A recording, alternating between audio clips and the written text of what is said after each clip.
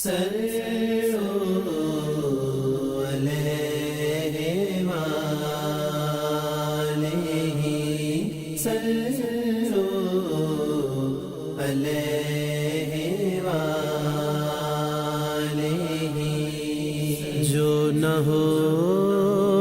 نبی صلی اللہ علیہ وآلہ وسلم ہے۔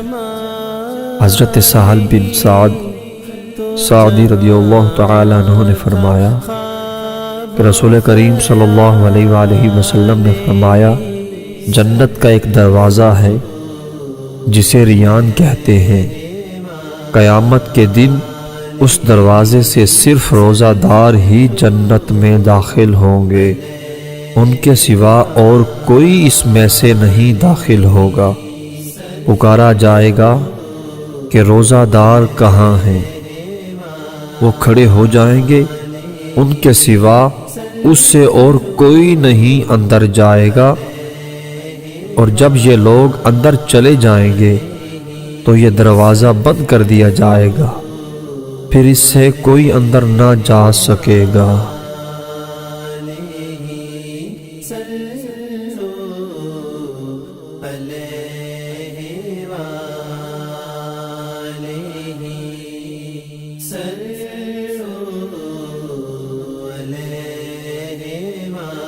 حدیث نبی صلی اللہ علیہ وآلہ وسلم ہے۔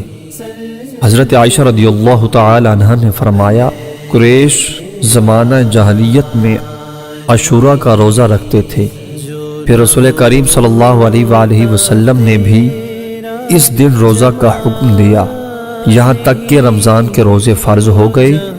پھر رسول کریم صلی اللہ علیہ وآلہ وسلم نے فرمایا، جس کا جی چاہے یوم عاشوراء کا روزہ رکھے اور جس کا جی چاہے نہ رکھے۔